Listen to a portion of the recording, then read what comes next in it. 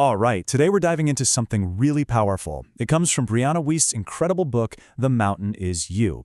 And, it all kicks off with this really simple but profound premise. We often imagine transformation as a summit to reach. But what if the real journey is inward? What if the mountain we have to climb isn't out there somewhere, but right here inside of us? That's the big, profound reframe that Brianna Wiest offers. Her argument is basically this.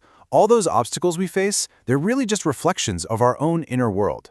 And self-sabotage, that's not a weakness. It's actually a call to action. It's a call to become the person we've kind of buried under all that fear and doubt. So think of this explainer as your companion for that journey. It's part summary, part mirror, and really it's an invitation to start rising. All right, so here's how we're going to break this down. We're going on a 6-part journey. First, we'll look at the nature of the mountain. Then, we'll dig into our subconscious.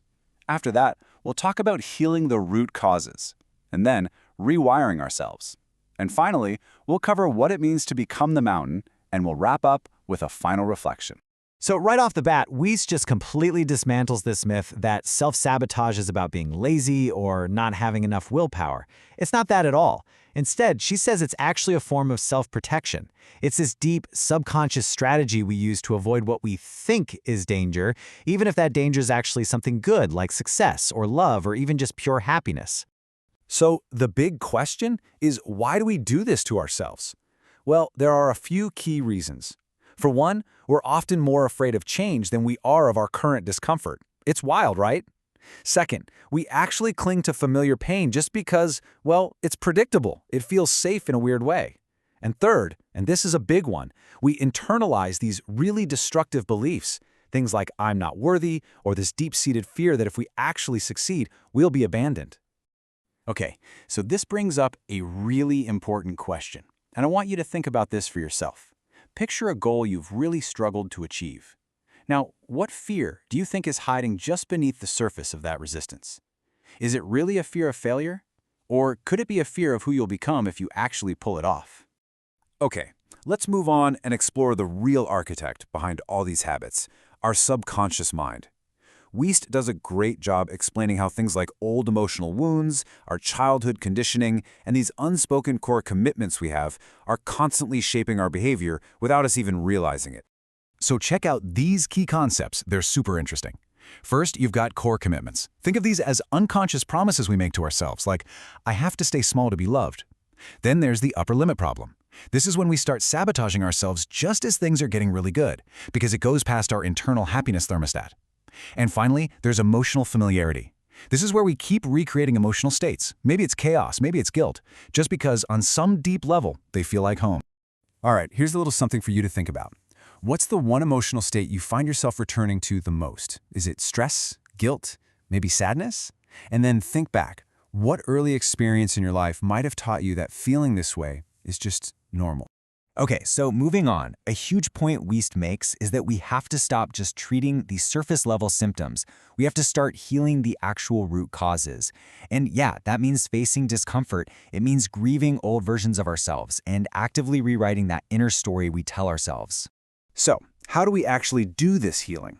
Well, here are 3 core practices. First up is shadow work. This is all about embracing the parts of yourself that you've pushed away or rejected.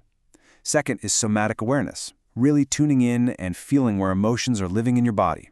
And third is reparenting. This means giving yourself the love, the safety, and the validation that maybe you didn't get when you were younger. Here's a really powerful exercise I want you to try. Sit down and write a letter to your younger self. Seriously, ask yourself, what do they need to hear from you right now? What pain are they still holding on to that you can finally help them release? And this is so important. Transformation isn't about trying to become a totally different person. It's actually about remembering who you were before the world started telling you who you should be. So, let's talk tools for this whole rewiring process. First, micro-commitments. These are just small, consistent actions that, over time, completely rebuild your self-trust. Next up, visualization. Really see your future self, and then start acting as if you're already them. And finally, emotional regulation. This is all about learning to respond to things with awareness, instead of just reacting out of fear. All right, let's get a little creative here. I want you to describe a day in the life of your future self.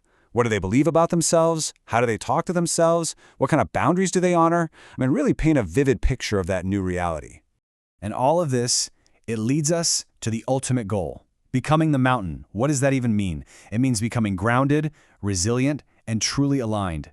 And listen, it's not about being some perfect, unshakable fortress. It's about being whole.